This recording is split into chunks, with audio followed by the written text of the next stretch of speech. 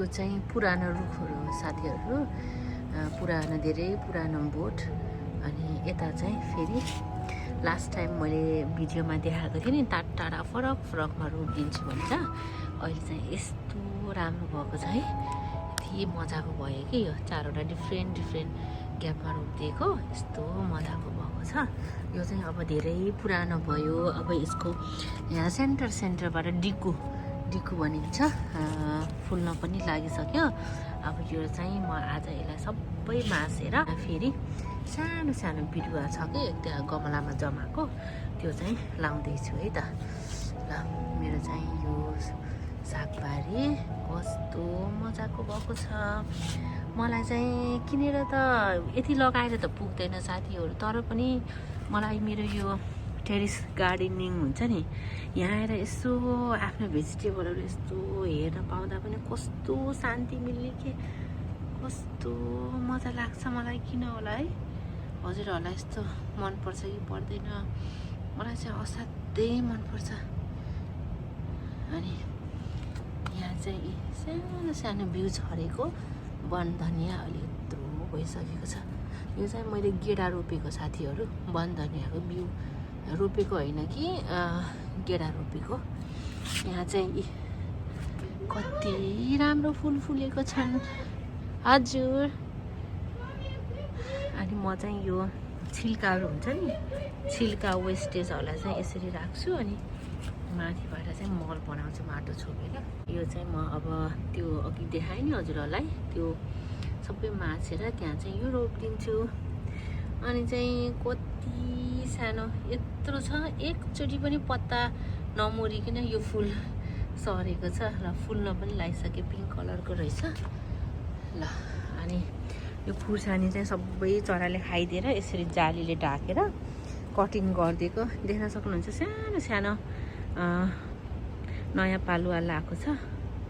अनि यता चाहिँ यो गाभा पनि अब फेरि खाने बेला भइसकेको छ साथीहरू, देख्न सक्नुहुन्छ।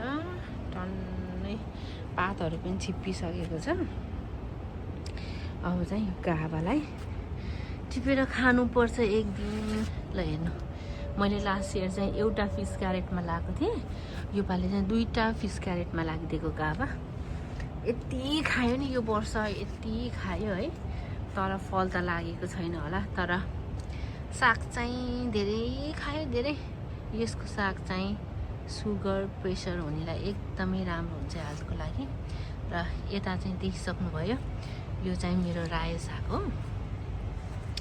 हेर्नुहोस् त, ओ माई गड, यस्तो लोभ लाग्दो हुन्छ। यो फिस क्यारेटको मासेर नयाँ लाउँछु।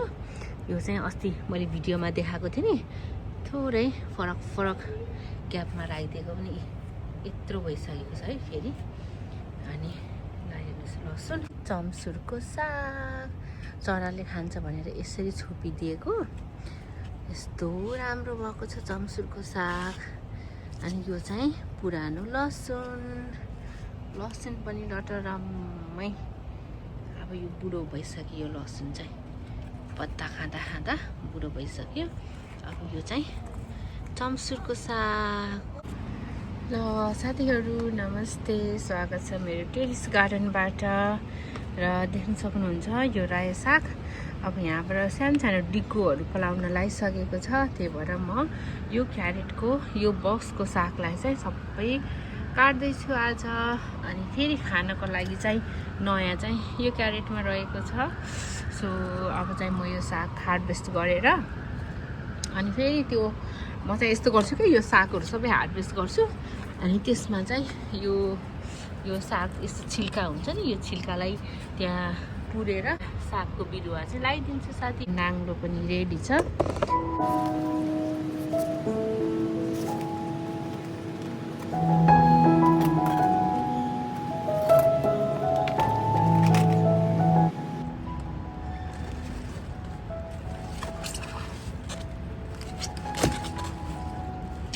हेर्नुहोस् त साथीहरू, यस्तो मजाको साग भएको छ यो।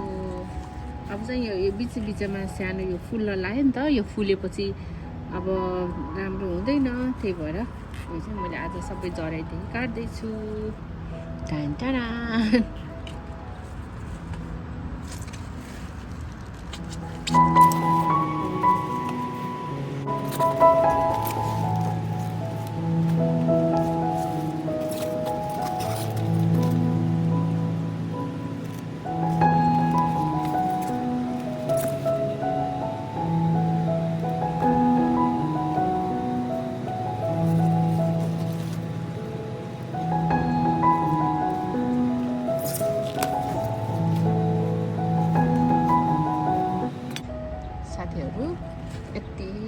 साग टिपिसकेँ मैले र अलिअलि यो लाई किराहरू पनि लाउन लागेको रहेछ। त्यही भएर चाहिँ मैले सबै साग टिपिदिएको छु। नाङ्लोभरि साग टिपेको छु। अब यति धेरै भएको छ। अब यो ग्यापमा चाहिँ यसमा चाहिँ मैले अब नयाँ प्लान्ट फेरि नयाँ साग रोपिदिँदैछु है त।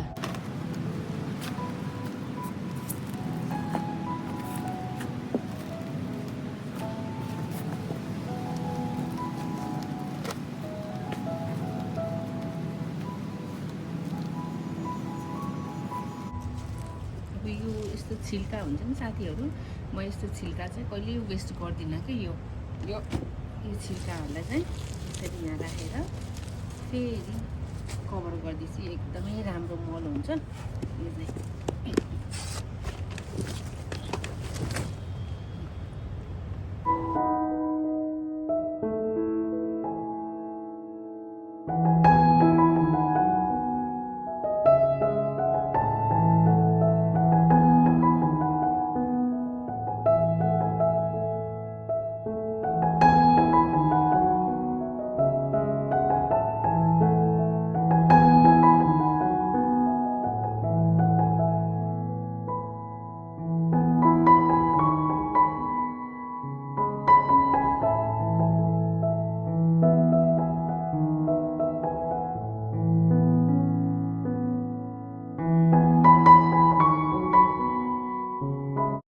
यो चाहिँ मेरो सागको बिउ हो।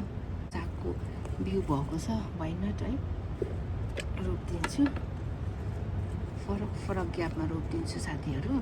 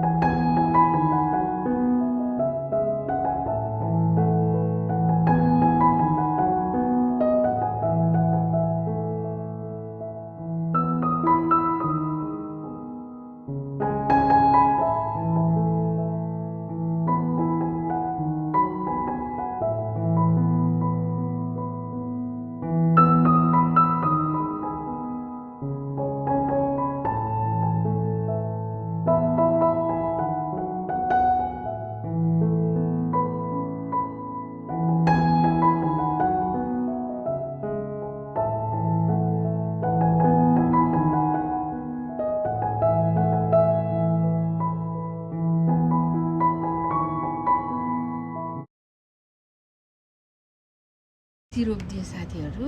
अब अस्ति रोपेको अपग्रेड चाहिँ यस्तो भएको छ। अब त्यो रेडी हुँदासम्म यो खाना रेडी हुन्छ। अनि यहाँ चाहिँ यो पछि रोपेको लसुन हो, यसमा चाहिँ अब पानी लगाइदिन्छु म।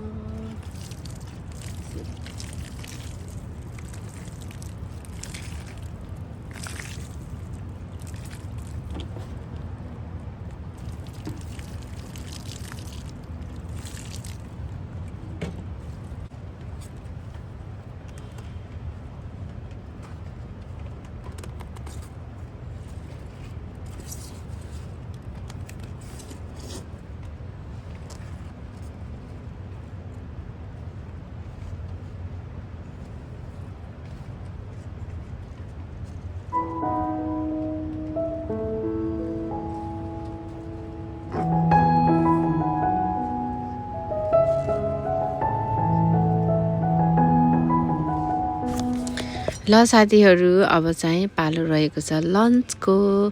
र लन्चमा बनेको छ आज मेरो भान्सामा आफैले लाएको बारीको अघि टिपेको साग, रायो साग, त्यसमा भात र भातमा यो रहेको छ पूर्व भोजपुरको डल्ले खुर्सानी। एकदमै पिरो छ साथीहरू। मैले चाहिँ यहाँ 3टा लाएको छु, यति त खाइन्छ होला। र तरकारीमा बनाएको छु मेरो साथी सुरेशनाको मम्मीले नेपालबाट दिनुभएको कोसेली, नेपाल जाँदा कोसेली गाउँको लोकल बफ सुकुटीमा फर्सी लाएर यसरी बनाएको छु साथीहरू। र यहाँ चाहिँ छ यो चाहिँ मेथीको अचार। यो चाहिँ मैले घरमा आफैले बनाएको एकदमै मिठो छ यो पनि। र मलाई चाहिँ यसरी आफ्नो बारीको साग टिपेको दिन चाहिँ साथीहरू मलाई चाहिँ मुकबाङ गर्न मन लाग्छ। सो आज त्यही भएर हामी मुकबाङ गर्दैछौँ र सबै प्रिपरेसन पनि भइसकेको छ र हजुरहरूले भिडियोको लागि चाहिँ नेक्स्ट भिडियो प्रतीक्षा गर्नुपर्ने हुनेछ। र आजको भिडियो हेरिदिनु भयो, थ्याङ्क यू सो मच, नमस्ते।